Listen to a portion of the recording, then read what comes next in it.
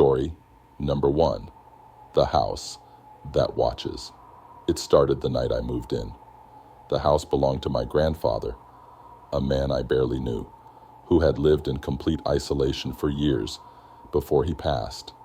When the will named me as the sole inheritor, I had no choice but to accept. I was between jobs, drowning in bills, and the thought of free property.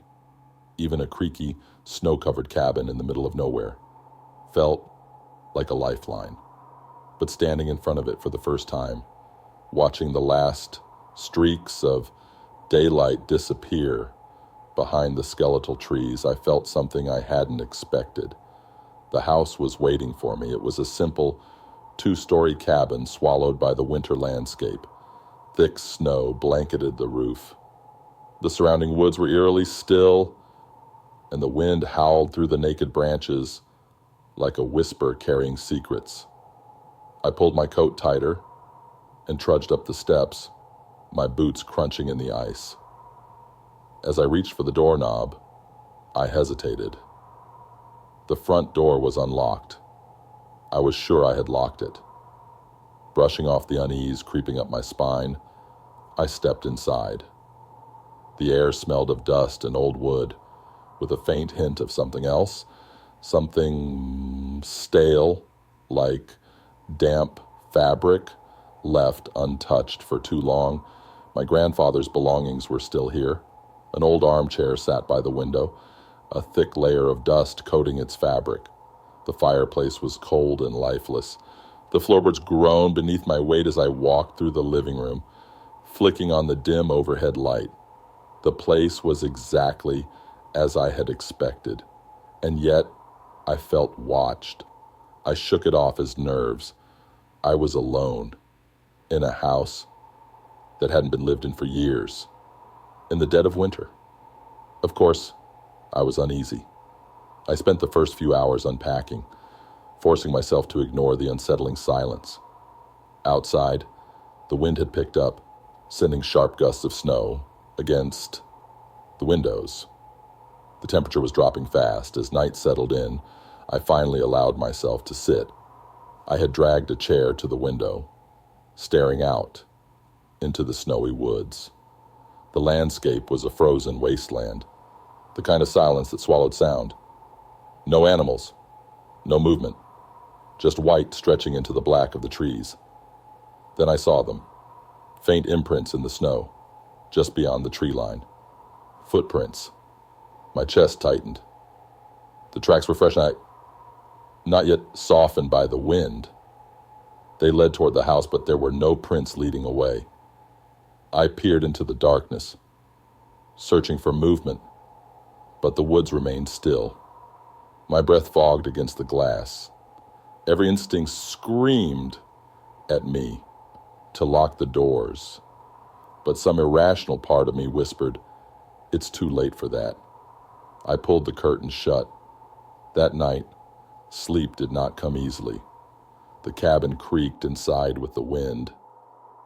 But beneath those natural sounds, I thought I heard something else.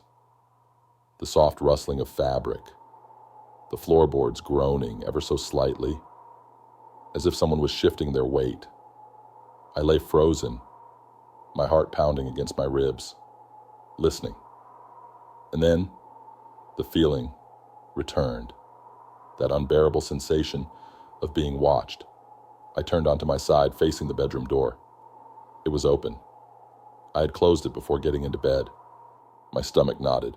The hallway beyond was pitch black, an endless void of darkness stretching toward the stairway. I told myself the draft had pushed it open, that I was being ridiculous, but as I stared, unmoving, I became certain of one thing. Someone was standing just beyond the threshold. I couldn't see them, couldn't hear them, but I felt them. My fingers curled around the blanket, my breath shallow. I wanted to move, to get up and turn on the light, but some deep primal fear kept me frozen in place. Minutes passed, maybe hours. Eventually, exhaustion won. The next morning I convinced myself it had been a trick of the mind. I was adjusting to a new environment. Nothing more. The footprints outside had probably been there before I arrived. I forced myself into a routine, lighting a fire, making coffee, walking around the property. It helped a little, but then I found something I couldn't explain. On the back porch, pressed into the frost-covered wood, was a handprint. A single, bare handprint. I swallowed hard. My own hands were gloved, and I hadn't stepped outside without them. The print was large, the fingers long and splayed, as if someone had pressed their palm deliberately into the ice. The edges were still sharp, fresh. I wasn't alone. That night I didn't sleep. I sat by the fire, the shotgun my grandfather had left behind, resting across my lap. Every noise sent my nerves on edge. The feeling of being watched was worse now, pressing against me with a suffocating weight. And then, at exactly 3:12 a.m., the house sighed, not the usual creaks of old wood. Number, this was different. It was a sound of release, like an exhale, and then the doorknob rattled. My stomach dropped. The front door was locked. I was sure of it this time. The rattling was gentle at first, then more insistent, like someone testing the strength of the lock. My grip tightened around the shotgun. My breath caught in my throat. A long, agonizing moment passed. Then the knocking started. Soft, deliberate, 4 slow knocks. Then silence. I couldn't breathe. I didn't move. The air in the room felt wrong, heavy with something unseen. My hands trembled around the gun. Another knock. And then, footsteps. Not from outside. From inside the house. The creak of a floorboard near the stairs. A slow, dragging step. My body went rigid.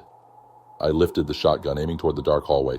The fire cast flickering shadows across the walls, distorting shapes that weren't there. But then, I saw them. Eyes.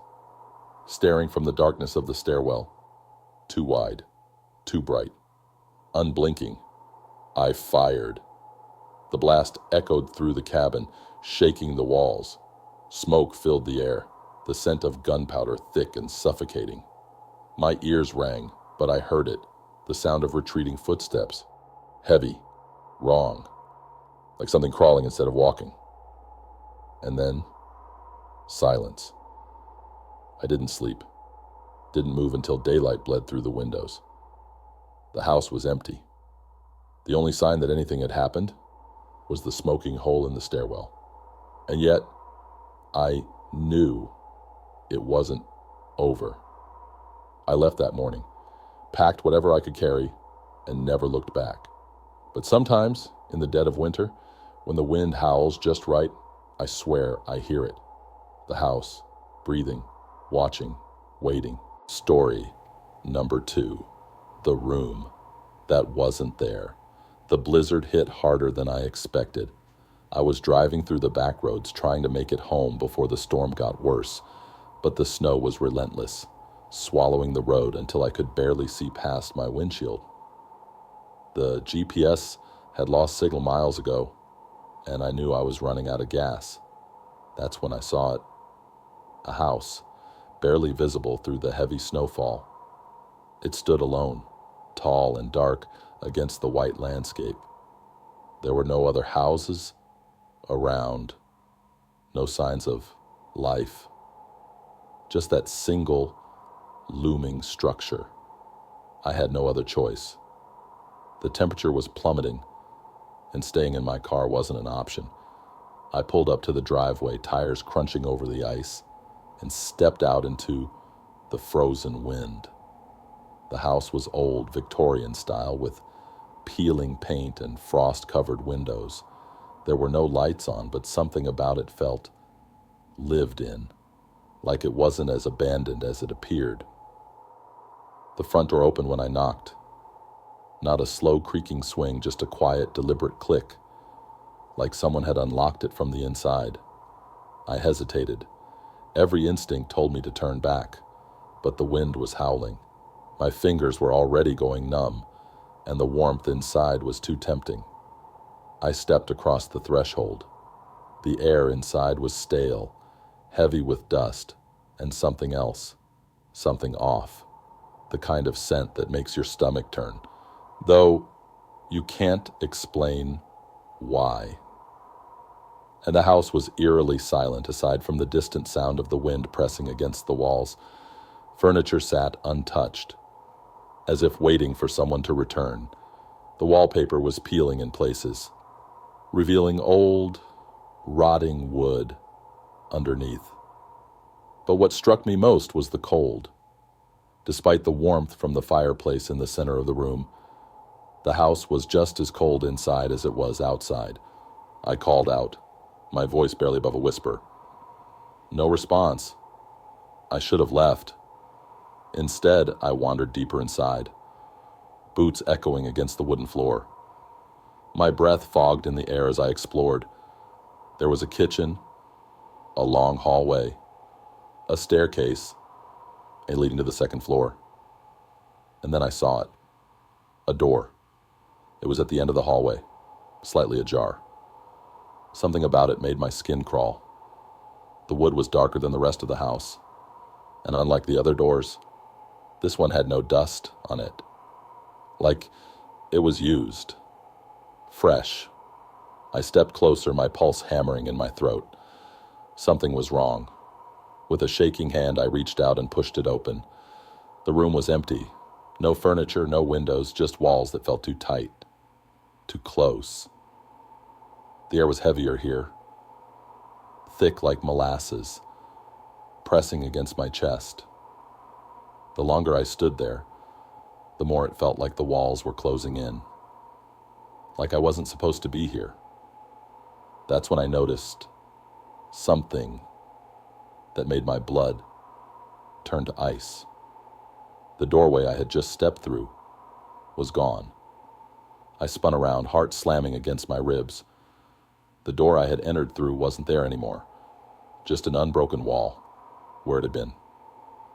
My breath came in shallow gasps as I stumbled backward, pressing my palms against the cold, solid wood. There had been a door. I had just walked through it, and now I was trapped. The air grew colder. The walls seemed to pulse like a living thing, inhaling and exhaling. My breath came in ragged bursts as I pounded against the wall, my hands trembling. No response, no sound, and then a whisper. It came from behind me, slow, drawn out. A voice that wasn't mine, speaking words I couldn't understand. The hair on my arms rose as the whisper turned into a hum, something rhythmic, almost like a chant. My legs locked in place. I didn't want to turn around, but I had to. I turned my head, inch by inch. There was nothing there, just an empty room, stretching too far back now, longer than before. The walls were shifting, stretching, moving. The whispering grew louder, surrounding me, pressing into my skull like fingers digging into flesh. My vision blurred, my hands tingled. Then the walls shuddered, and I was somewhere else. The room was no longer empty. Furniture had appeared. An old wooden chair in the center, a dresser against the far wall, a mirror covered in dust. But the worst part? The door was back, and it was open. I didn't think. I ran. Bursting through the doorway, I found myself back in the hallway. The house was different now. The air was thicker, heavier, like the walls had been holding their breath and finally exhaled. The furniture in the living room had shifted, as if someone had moved it while I was gone. The fire in the fireplace was out, leaving only blackened logs and the lingering scent of smoke.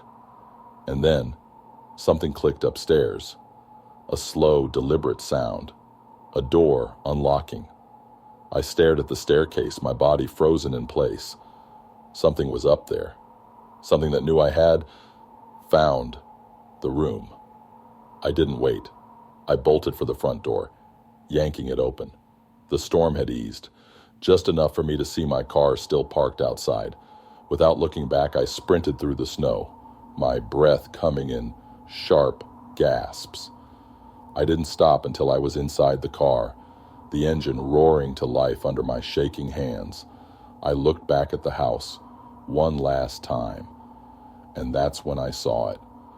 A figure in the upstairs window, standing perfectly still, watching me. Its face was hidden in shadow, but I knew it wasn't human. I hit the gas and didn't stop driving until I reached the main road. Days later, I tried to find that house again. I checked maps, searched online, even drove back down that road. But the house was gone. No foundation, no driveway, just endless, empty snow, like it had never existed, like it had moved, waiting for someone else to find it. Story number 3, the frozen caller. The phone rang at exactly 2:17 a.m. I sat up so fast my head spun. The room was dark, the only light coming from the dying embers in the fireplace. My breath hung in the air like fog, the cold creeping under my blankets. I wasn't supposed to hear that sound.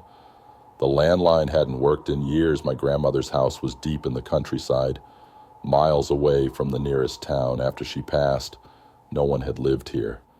But I needed an escape, a place to clear my mind. And I thought a week alone in the old house would be peaceful. Instead, I was sitting in the middle of the night, staring at a phone that should not be ringing. It was one of those old rotary phones, heavy and black, sitting on a wooden side table near the couch. My grandmother used to answer it every time with the same calm voice, no matter who was calling, but she was gone. No one knew I was here. The phone kept ringing. I swallowed, my throat dry, and forced myself to move. Each step toward the phone felt heavier, like something was pushing against me. My fingers hovered over the receiver. The air smelled different now, colder, like snow had seeped into the house. I answered. At first there was only silence, then a soft crackling like the sound of ice shifting on a frozen lake, a slow inhale, and then my name. A whisper, so faint, so close, like someone was speaking right into my ear. I dropped the phone. The receiver dangled, swinging slightly, the cord twisting in slow, deliberate spirals. The whispering didn't stop. It grew, layers of voices speaking over each other, blending together in a thick, suffocating hum. My pulse pounded in my ears, and then beneath it all, a laugh. Not loud, not forced, just a small, breathy sound. The kind of laugh you might hear if someone was standing in the corner of the room, watching you. I slammed the receiver down. The house fell into silence. My breath came in ragged bursts, my hands shaking. I turned back toward the couch, willing my body to relax. Maybe it was static, a wrong number. Maybe my mind was playing tricks on me. And then, from the hallway, the phone rang again. I spun so fast I nearly tripped. The phone sat on the table, perfectly still.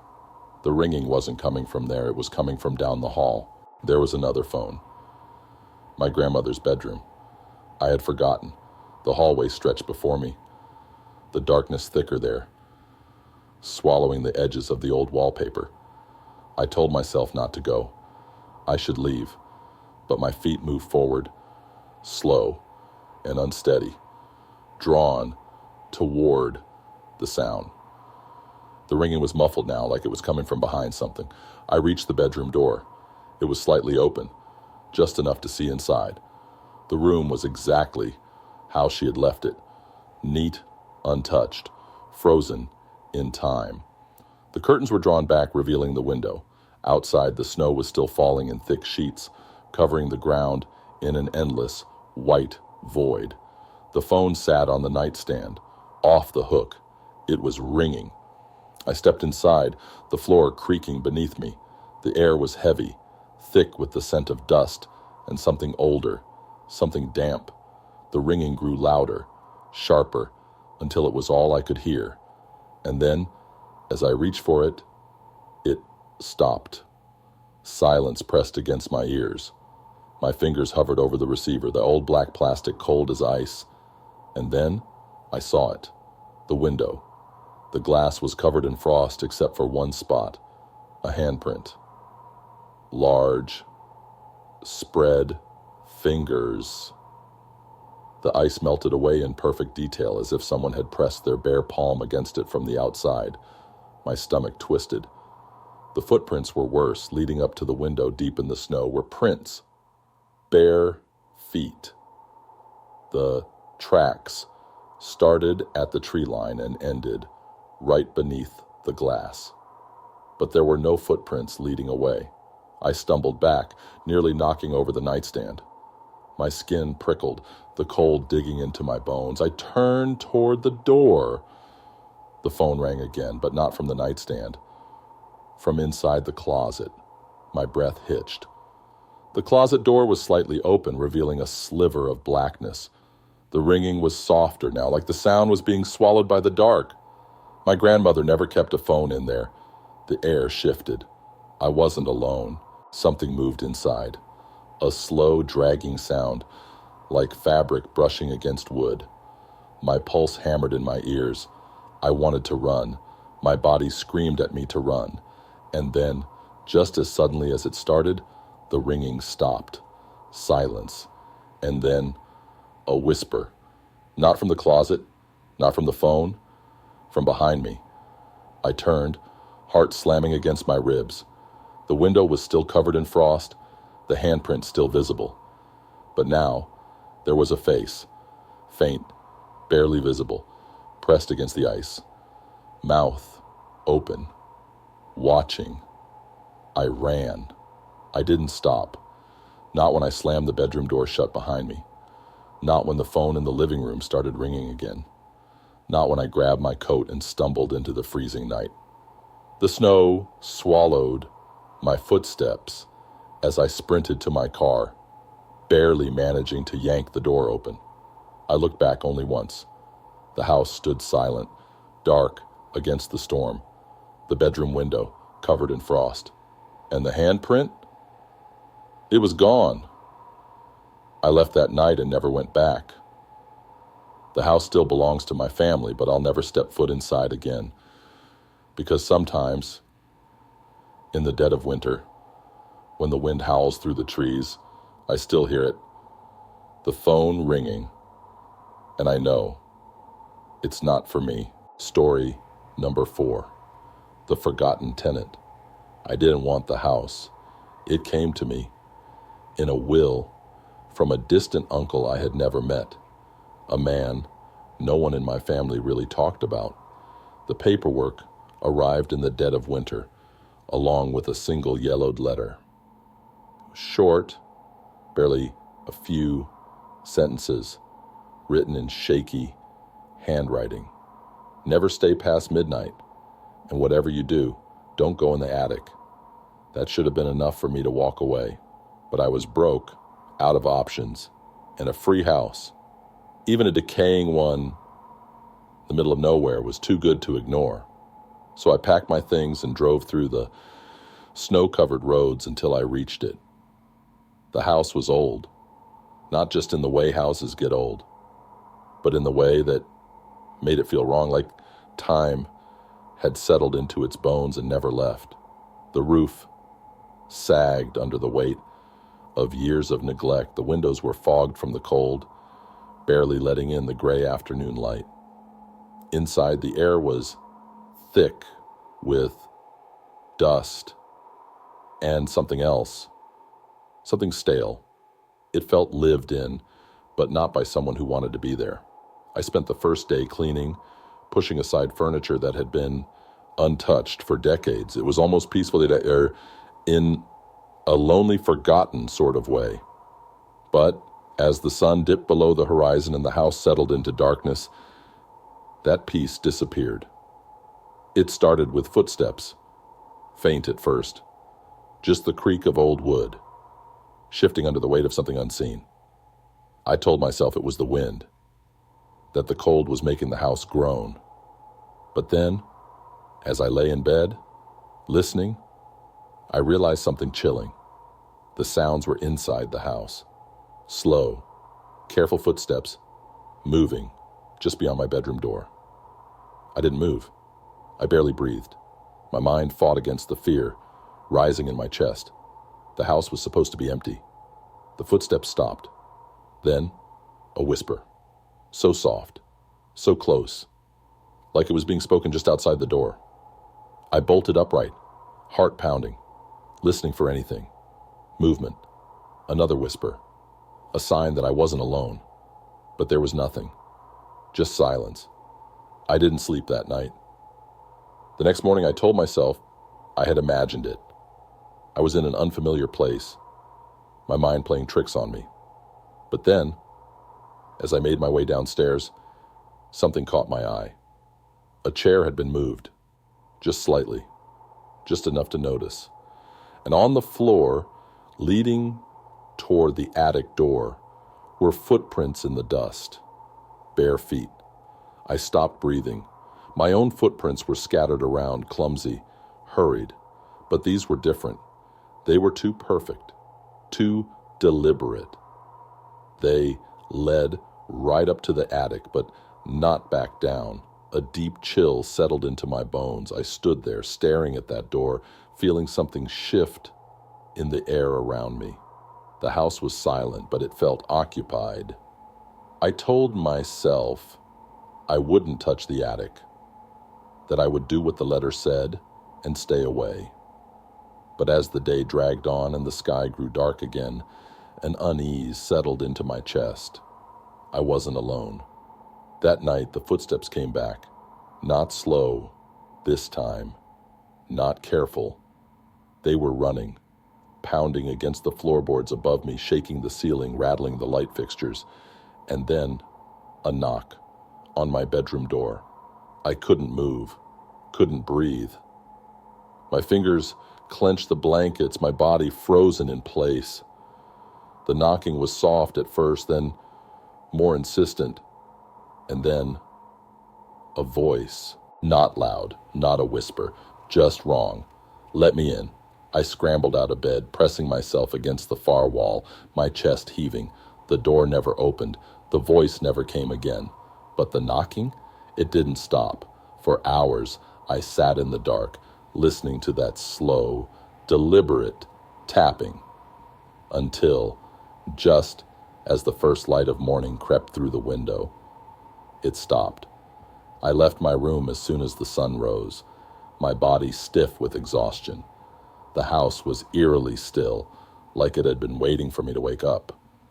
And then I saw the note. It hadn't been there before. It was on the kitchen table, written in the same shaky handwriting as the letter I had received. You should have left last night. You shouldn't have stayed past midnight. My blood ran cold. The ink was still wet. I didn't pack. I didn't grab my things. I just ran. I don't know who or what lives in that house, but I know this. It never forgot me, and I know it's waiting. Story number 5. The Man in the Ice. The first time I saw him, I thought my eyes were playing tricks on me. The lake had frozen over weeks ago, a thick sheet of ice stretching across the land like a mirror. It was deep winter, the kind that numbed your fingers the moment you stepped outside. I had come to my family's old cabin for some solitude, a break from the noise of my life. The cabin sat near the edge of the lake, surrounded by endless white. No neighbors, no roads, just the sound of the wind howling through the trees. I woke up early that morning, stepping onto the porch with a steaming mug in my hands. The sky was heavy with clouds, threatening more snow. My breath curled in the air as I gazed at the frozen lake. And then I saw it. A face, not a reflection. A face beneath the ice. I nearly dropped my mug. At first, I thought it was just the way the ice had formed, cracks creating the illusion of features. But no.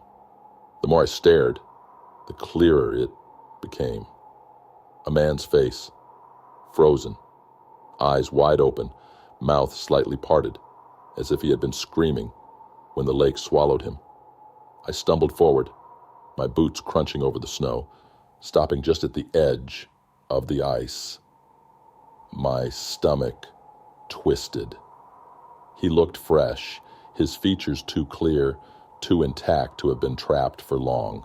But that didn't make sense. The lake had been frozen solid for over a month. No one could have fallen in recently. I told myself to call to the authorities, to go back inside, use the satellite phone, and report what I'd seen. But I didn't move. I couldn't. Because then, his eyes moved. Not much, just the tiniest shift, like they were rolling toward me beneath the ice. A shadow of motion. So slight, I almost convinced myself I had imagined it. Almost. The wind picked up, a sharp gust that bit at my exposed skin, snapping me out of my trance. I took a step back, my heartbeat hammering in my ears. Something about the air had changed. It felt thicker, charged with something unseen. I turned on my heel and hurried back inside, bolting the door behind me. But I didn't stop thinking about the man in the ice. That night, the wind wailed against the cabin, rattling the windows. I tried to sleep, but every time I closed my eyes, I saw his face, pale and distorted beneath the ice. A part of me wondered if I had really seen him move, if my mind had twisted the image into something it wasn't. And then just past midnight, I heard it. A sound that didn't belong. Knocking. Soft at first, then more insistent. A steady, deliberate pattern. I bolted upright, my breath catching in my throat. The knocking wasn't coming from the front door, it was coming from the floor, from beneath the cabin. I swallowed hard, my body frozen in place. The sound was faint but unmistakable, a slow, rhythmic tapping against the wooden planks, as if someone was underneath. My mind raced. The cabin sat on a foundation of stone and frozen earth. There was no space beneath it, and yet the knocking continued. I forced myself to move, creeping toward the floorboards with slow, careful steps. The sound stopped the moment I got close. The silence pressed against me, thick and suffocating. My breath came in shallow gasps as I crouched down, pressing my ear to the wood. Nothing. Just when I started to think I had imagined it, something dragged across the wood beneath me. A slow, deliberate scrape, like nails or fingers, dragging along the underside of the floor. I scrambled backward, my pulse thundering in my ears. The cabin suddenly felt smaller, the air wrong, heavy with something unseen. I fumbled for my boots, my coat, ready to leave. I didn't care how late it was or how deep the snow had gotten, but then a whisper, not in my head, not in the wind, from the lake. I shouldn't have looked, but I did.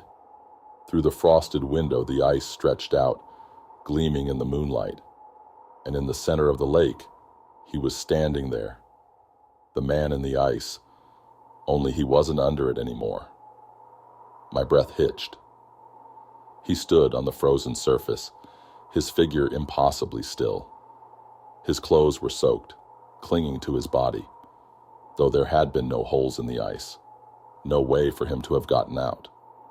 His skin was deathly pale, his lips tinged blue, and he was looking directly at me. I backed away from the window, my hands shaking. This wasn't real. It couldn't be real. The knocking started again, louder this time, angrier. The whole cabin shook, the walls groaning as if Something immense was pressing against them. The lights flickered. The fire in the hearth died instantly, plunging the room into cold darkness. And then the doorknob turned. Slowly, I stumbled backward, my back hitting the wall. The door didn't open. It just shuddered, as if something was pressing against it from the outside.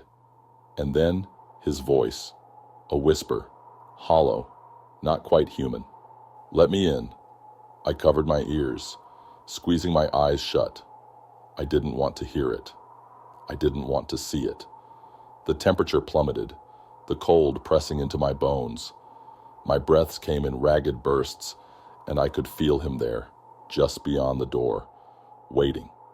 Somewhere in the distance, I heard a crack, the sound of splitting ice, a deep, echoing groan as something heavy shifted. And then, silence. I stayed there, curled against the wall, until the first light of morning seeped through the windows. When I finally forced myself to move, my hands were numb, my body aching from the cold. The door was still locked. The fire was still out. And when I stepped outside, the lake was empty. The ice was smooth, untouched. There were no footprints, no cracks, no sign that anything had ever been there. But as I turned to leave, my breath hitched, because just at the edge of the ice, barely visible beneath the frozen surface, his face was there again. And this time, he was smiling. Story number 8. The footsteps that didn't melt. I first noticed the footsteps in the morning, just as the sun peeked over the treetops, casting long shadows across the snow-covered yard. I had been staying at my late grandfather's cabin for a few weeks, isolated deep in the mountains, where the snow piled thick and untouched.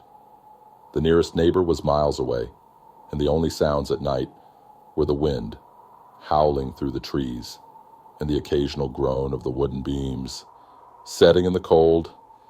That morning, as I stepped outside onto the porch, something caught my eye. Footprints. They started from the tree line and led directly to my front door. I frowned. There hadn't been any visitors. The storm last night had left a fresh layer of snow, untouched, except for my own tracks from the day before. But these weren't mine. I bent down, inspecting them closely. Bare feet, large, too large for a child, too misshapen for a normal person. The prints pressed deep into the snow. Like whatever made them had been heavy. My stomach twisted. The tracks stopped at my door, but there were none leading away. A sharp gust of wind sent a chill down my spine. But it wasn't the cold that made me shudder. It was the feeling creeping up the back of my neck, the unsettling certainty that I wasn't alone. I turned slowly, scanning the tree line, the white-covered ground stretching endlessly into the woods. Nothing moved.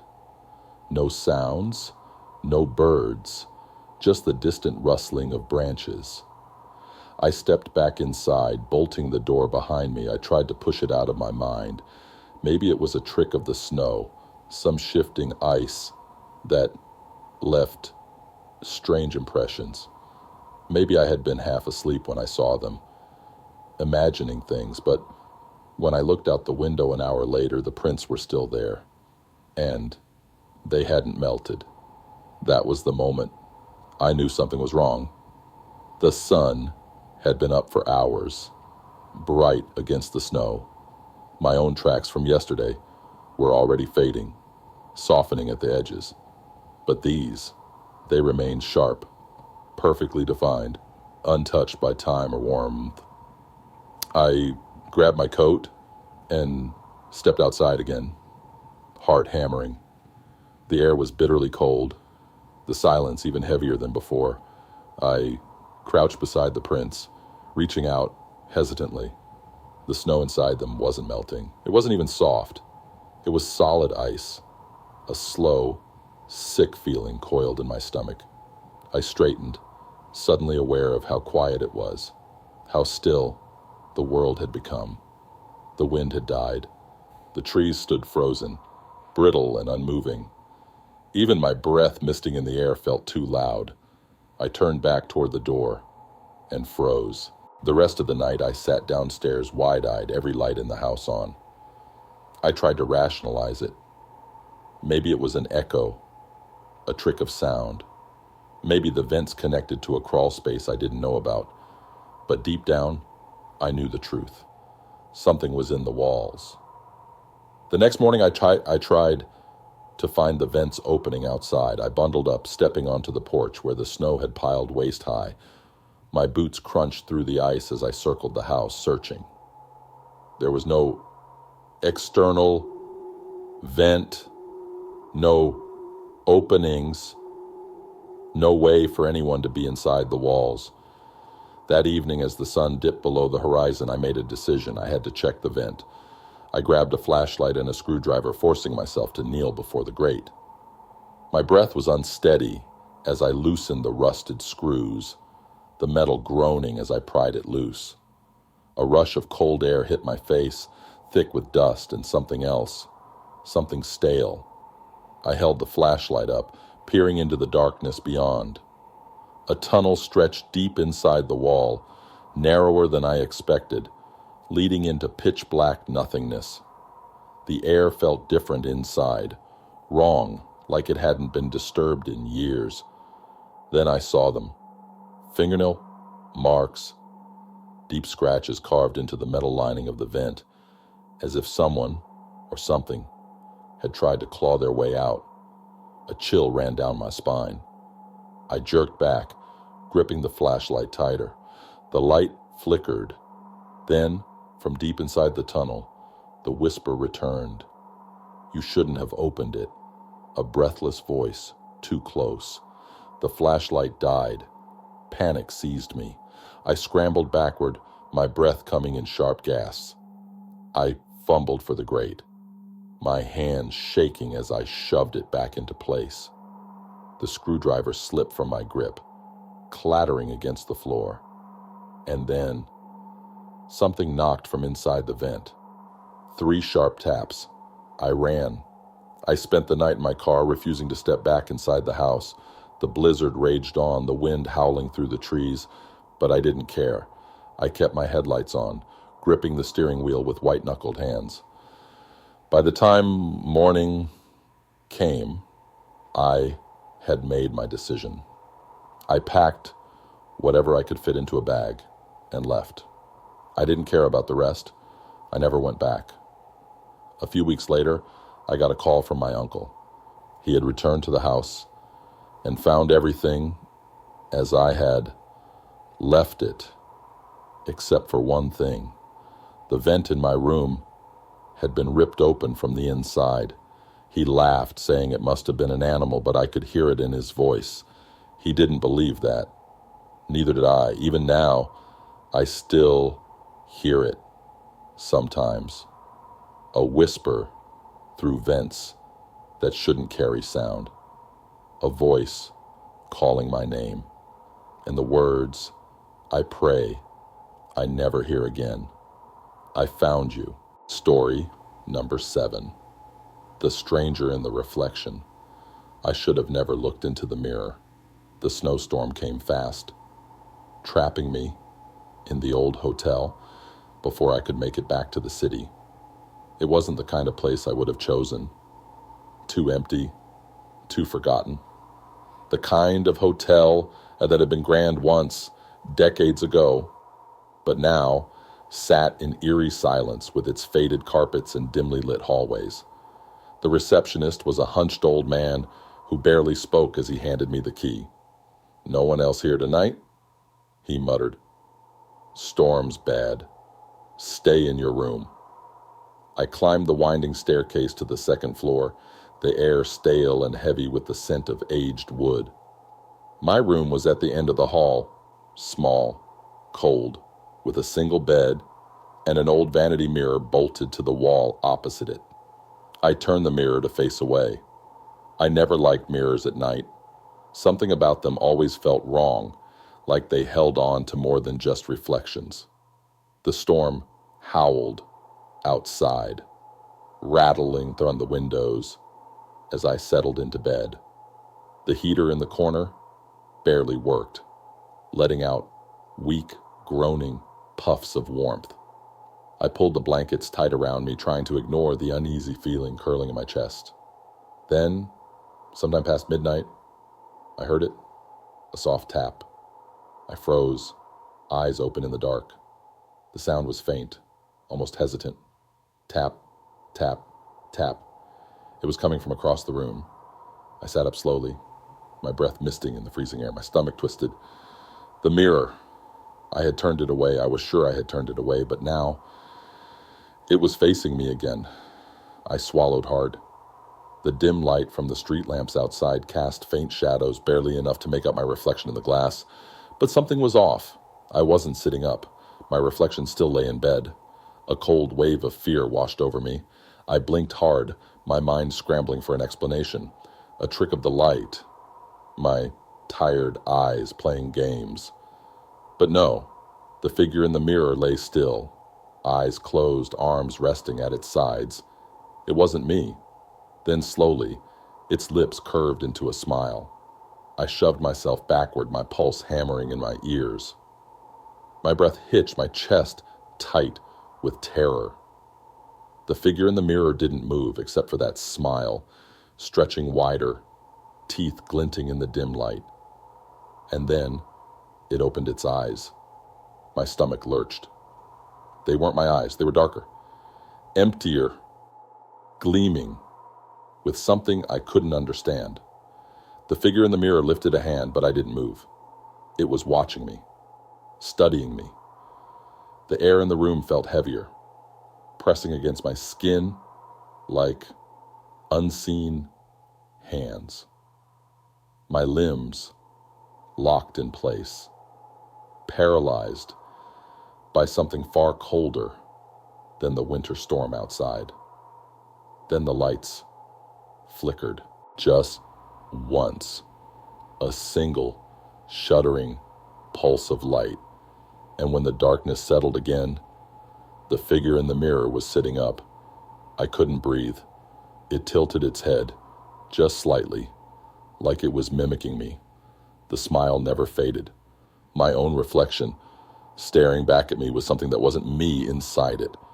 Then, without warning, it stood up. I bolted from the bed, my heart clawing at my ribs. The mirror rattled against the wall, the glass fogging slightly as if something breathed against the other side. I stumbled toward the door, fingers fumbling against the cold brass handle. It wouldn't move. A whisper curled through the room. "Software wrong. Let me out." The words slithered across my skin like ice water. I pressed myself against the door, my body trembling. The mirror shuddered, the glass rippling like disturbed water. I forced my eyes shut. "This isn't real. This isn't real." The whisper came again, closer this time. I've been waiting. A sharp crack split the air. I turned just in time to see the mirror fracture, a jagged web of cracks splintering from the center. But the figure inside, it didn't move. It just stood there smiling as if it had expected this. And then, as I stared, the cracks in the glass bled. Thick, inky liquid seeped from the fractures, trailing down the surface like veins. The room grew colder, the air buzzing with something unseen, something ancient. I banged against the door, desperation clawing at my throat. The mirror shook violently now, the frame rattling as if something on the other side was trying to break through. Then the whispering stopped. A pause, a breath, and then the light went out. I don't remember what happened next. I don't remember how I got out of that room. The next thing I knew, I was outside in the snow, the storm blinding, my body numb with cold.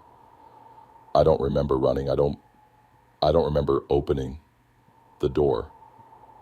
The hotel was gone, just an empty lot, no walls, no rooms, no mirrors. I never told anyone, but sometimes, late at night, when I pass by mirrors in dark rooms, I swear I see it.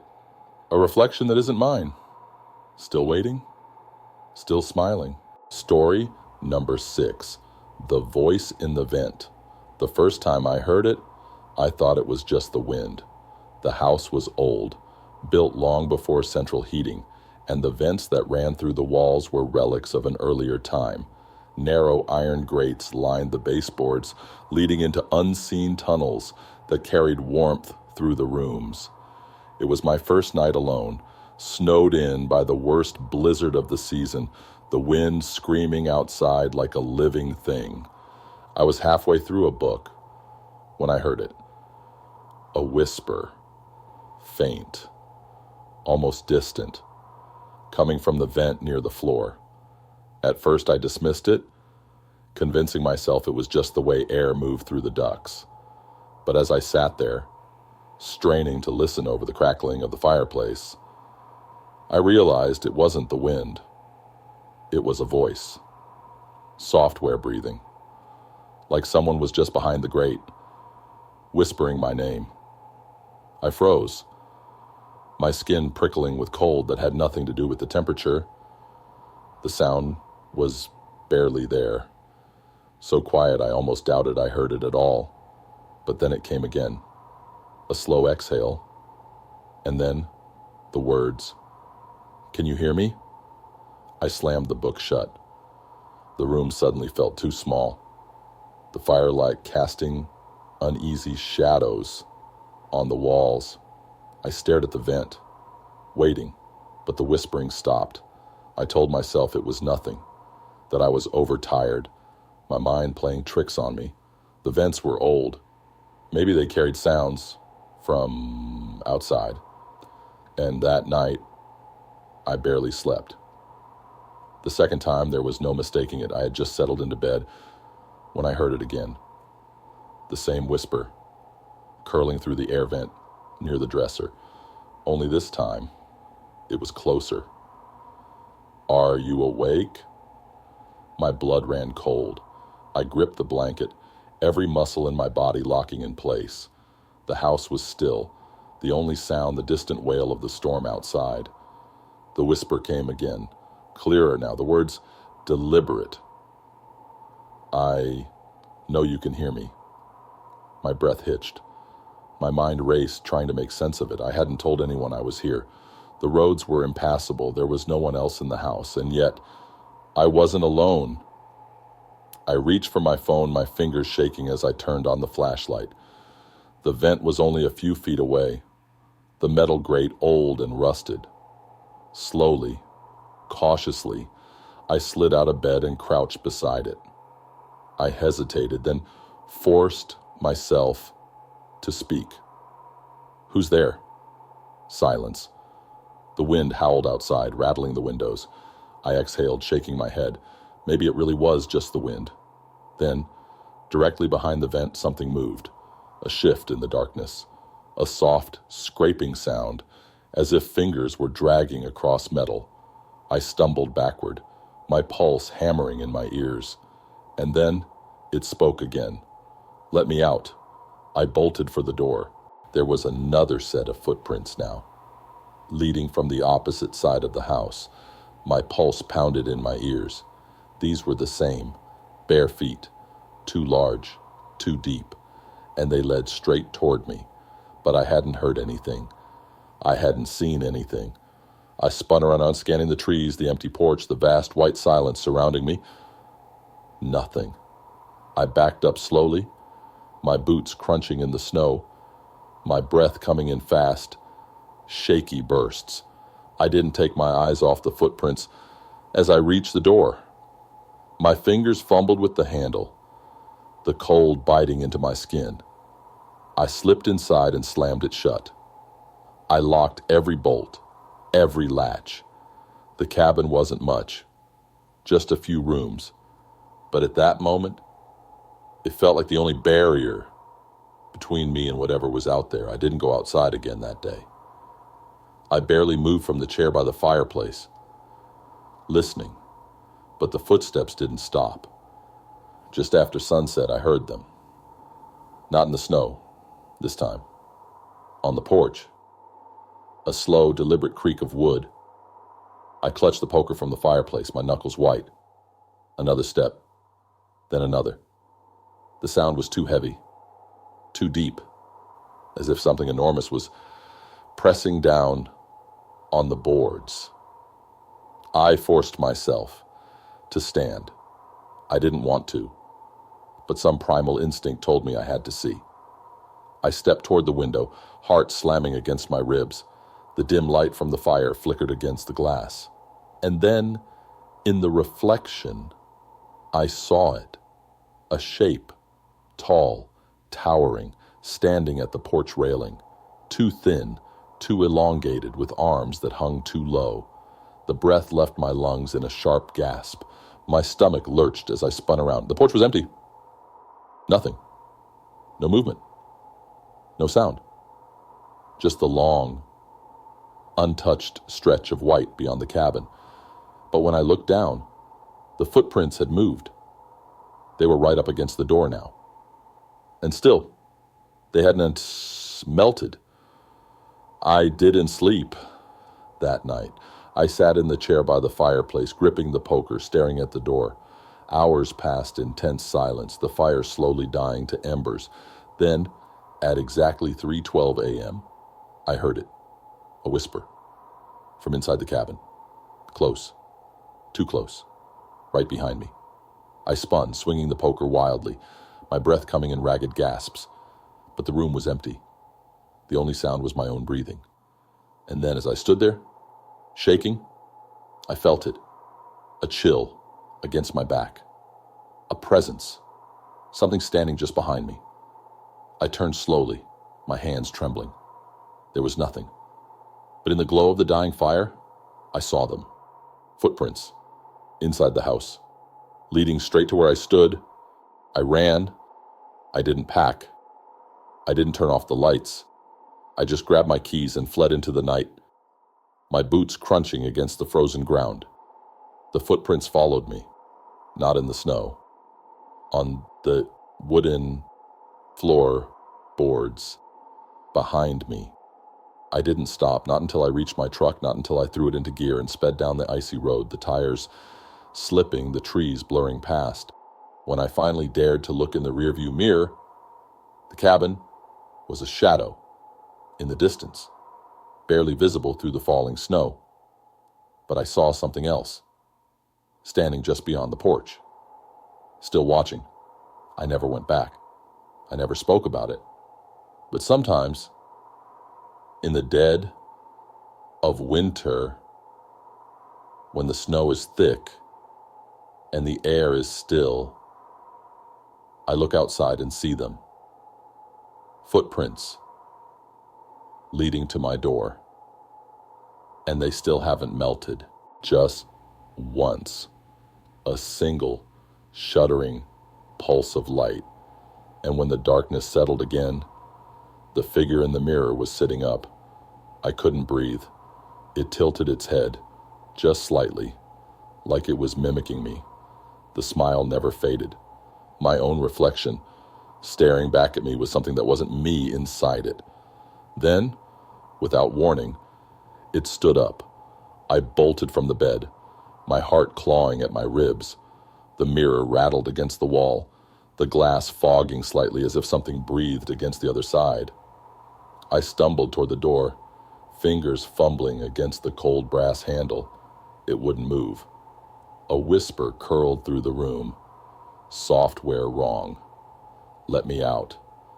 The words slithered across my skin like ice water. I pressed myself against the door, my body trembling. The mirror shuddered, the glass rippling like disturbed water. I forced my eyes shut.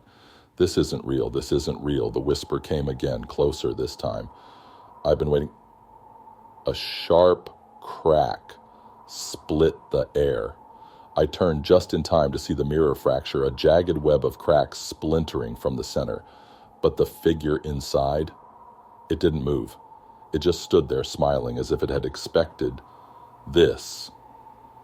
And then, as I stared, the cracks in the glass bled. Thick, inky liquid seeped from the fractures, trailing down the surface like veins. The room grew colder, the air buzzing with something unseen, something ancient. I banged against the door, desperation clawing at my throat. The mirror shook violently now, the frame rattling as if something on the other side was trying to break through. Then the whispering stopped. A pause, a breath, and then the light went out. I don't remember what happened next. I don't remember how I got out of that room. The next thing I knew, I was outside in the snow, the storm blinding, my body numb with cold. I don't remember running. I don't remember opening the door. The hotel was gone, just an empty lot, no walls, no rooms, no mirrors. I never told anyone, but sometimes late at night when I pass by mirrors in dark rooms, I swear I see it. A reflection that isn't mine. Still waiting? Still smiling. The furniture had moved, not much, just slightly. A chair that had been facing the fireplace was now turned toward the hallway. The table in the corner was off-center, as if someone had nudged it in the night. Ryan laughed it off, said we were paranoid. Josh agreed, but then the fireplace went out. Not slowly. Not like the fire had burned out on its own. It was snuffed out like something had swallowed the flames in an instant. The temperature in the room dropped so fast that I saw my breath. And then came the breathing again. Louder. Closer. Ryan moved toward the fireplace, muttering about a draft, but before he could touch it, the logs rolled out onto the floor. We all froze. The house exhaled again, long and hollow. That was when Josh saw the footprints. They led from the fireplace, across the floor, and disappeared into the hallway. Bare feet, too large, too deep in the dust to have been ours. I grabbed my coat. "We need to leave." Ryan scoffed. "Come on, man. It's just..." The house inhaled. The walls shifted. It wasn't a trick of the light. It wasn't our imaginations. The walls contracted, pressing inward like lungs filling with air. The windows groaned. The floor beneath us shuddered. And then, from upstairs, a footstep, not ours, slow, deliberate, followed by another and another, coming down the stairs. Sarah whimpered, backing into the corner. My fingers dug into my coat, my body screaming at me to run. But Ryan, stubborn, stupid Ryan, grabbed a flashlight and stepped toward the hall. "Hello?" The breathing stopped. Silence stretched, thick and heavy. Then a whisper, low, wrong. Not a voice, not really. Just a sound curling through the air like something pressing against the walls, seeping into the wood. Then, from the hallway, a shadow moved. It was fast, too fast to be human. A blur, a shape that wasn't there before, shifting in the dim light. The air plunged into ice-cold silence. The only sound was the pounding of my heartbeat. Then, behind me, Sarah screamed. I spun just in time to see her stumble backward, eyes wide, lips trembling. She was staring at the wall. I followed her gaze and my stomach dropped. The wallpaper had shifted. No, not shifted. Peeled back, revealing something underneath. Flesh, not rotting wood, not bricks. Skin. The house breathed again, slow and deep, and the walls pulsed. Ryan cursed, dropping the flashlight. It rolled across the floor, casting long, twisted shadows. Josh backed toward the door, hands shaking. Then the whisper came again. "Stay." The lights flickered, the ceiling bulged like something inside was pressing outward, stretching against the wooden beams. A low, guttural groan rattled through the house. We ran. We didn't grab our bags. We didn't look back. The front door flung open. As we reached it, the wind outside screaming through the trees. Snow blinded us as we stumbled out into the storm. But before I stepped off the porch, I made the mistake of glancing back. And in the doorway, it stood There. Not a person, not a shadow. The house itself, stretched into something wrong, something not meant to be seen. A gaping mouth where the door should have been. The walls, trembling like living flesh. And inside, deep in the darkness, I saw them.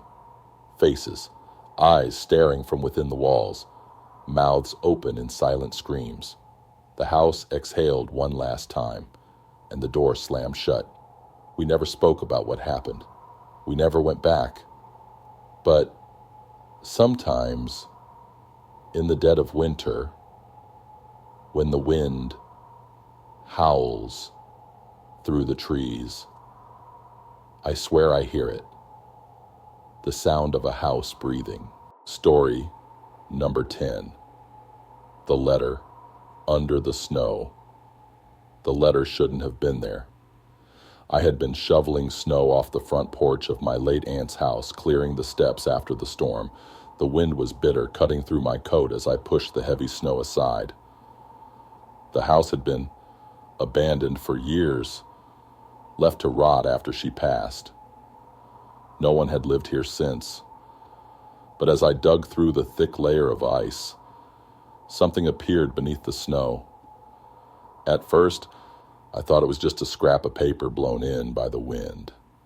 But as I pulled it free, brushing off the frozen crust, my stomach tightened. It was a letter.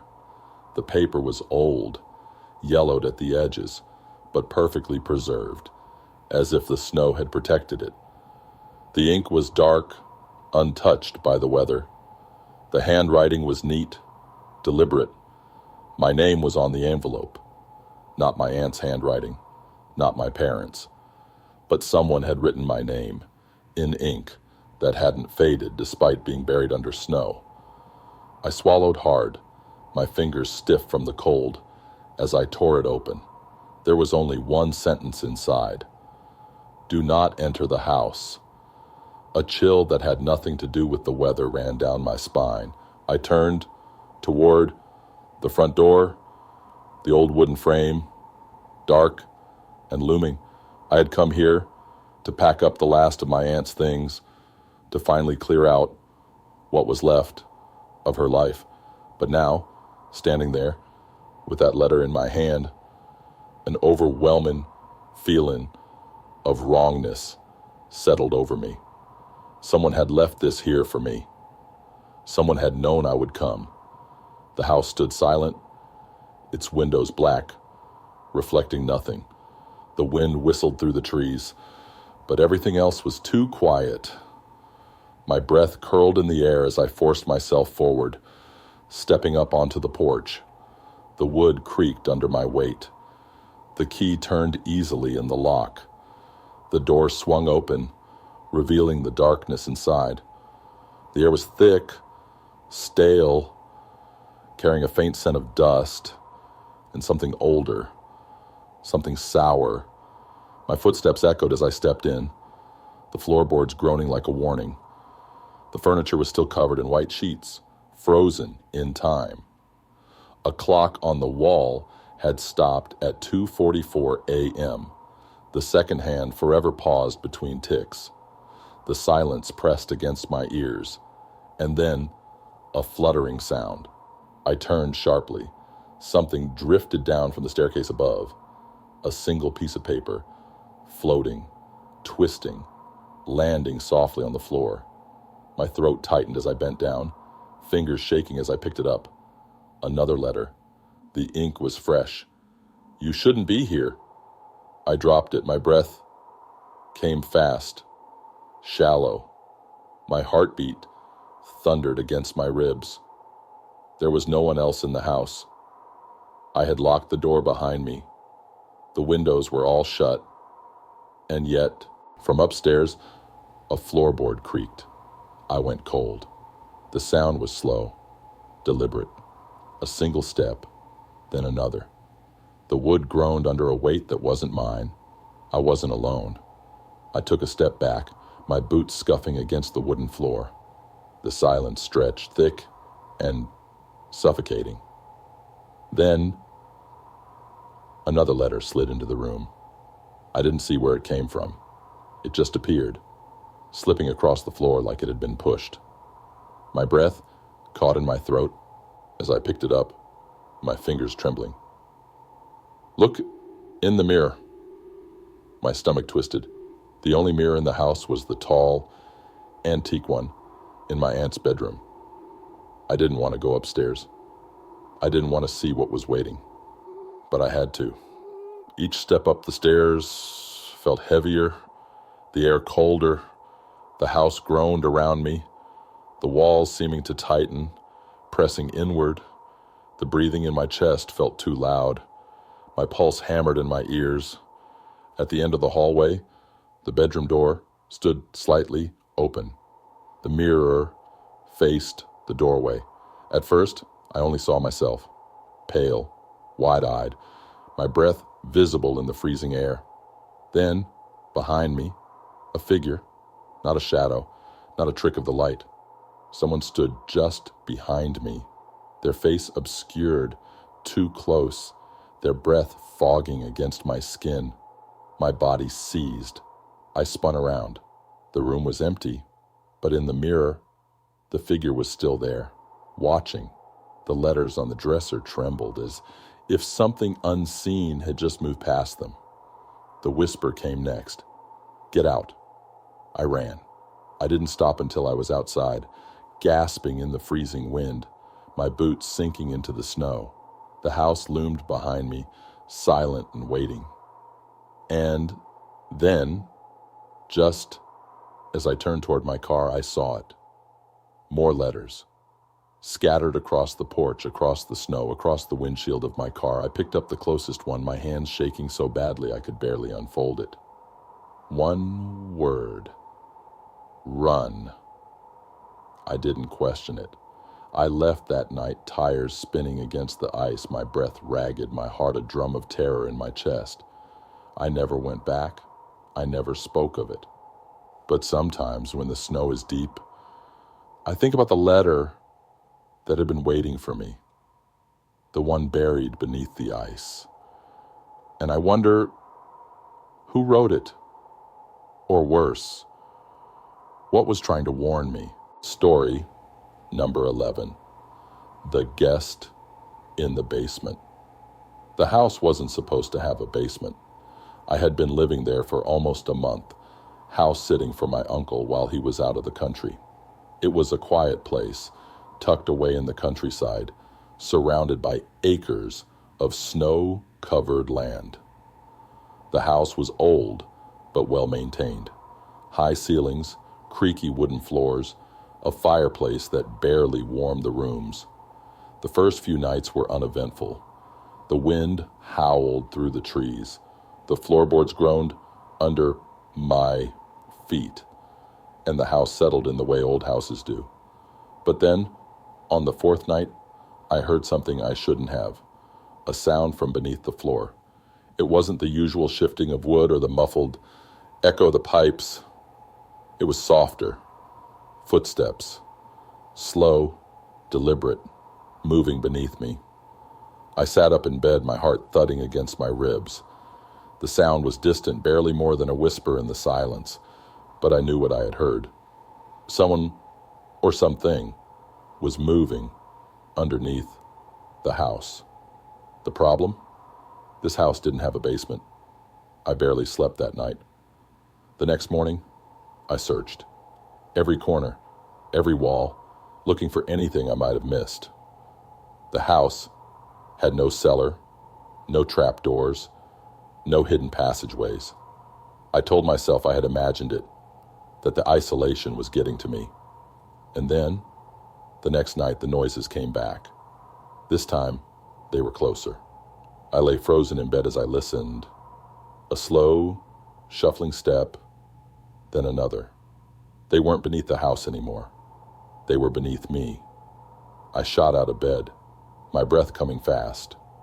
The floor was solid beneath my feet, cold against my skin. But the sound continued, right below where I stood. A dragging noise like something pulling itself across the wood from underneath. I turned on every light in the house, pacing from room to room, checking the walls, the vents, anything that could explain it. Nothing. Just empty rooms and the soft hum of the winter wind against the windows, until I found the door. It was in the pantry, behind a shelf that had been bolted to the wall. I only noticed it because the shelf had shifted, leaving just enough of a gap to see the dark sliver of wood beneath. My hands were shaking as I pulled the shelf away, revealing a door I had never seen before. It had no handle, just a keyhole, rusted with age. The footsteps started again, on the other side of the door. I backed away, my pulse hammering. The footsteps stopped, just as suddenly as they had started. I held my breath, waiting for something, anything. The silence stretched, thick and heavy. Then, a single knock. I turned and ran. I spent the next day convincing myself that I hadn't actually heard it, that the house was old, that noises were normal. But no matter how many times I told myself that, I couldn't stop thinking about the door. That night I locked myself in my bedroom. The lights were on, the blankets wrapped around me, my back pressed against the headboard. And then, at 3:12 a.m., I heard it, the door opening, a slow, creaking groan from down the hall. My body went rigid. My breath caught in my throat. The footsteps started again, this time inside the house. They were slow, too slow, like someone was waiting between each step. Then the breathing started, software shallow, too close. I clamped a hand over my mouth, willing myself not to make a sound. The footsteps came closer, stopping just outside my door. A pause, a long silence. And then the doorknob turned. I didn't think.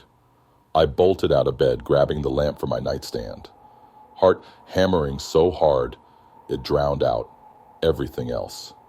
The door didn't open. It just shuddered, the knob twisting violently back and forth. Then silence. I stood there, frozen, every muscle locked. Minutes passed, then an hour, then two, and then, just before dawn, a single whisper. Found you. The air turned to ice. I ran. I grabbed my keys, my coat, and sprinted out into the freezing morning, leaving everything behind. The sun was just beginning to rise, casting long shadows over the untouched snow. But as I reached my car, something made me stop. The house stood still behind me, dark and silent, but the front door was open. Not just open, wide open. I hadn't unlocked it. I hadn't touched it.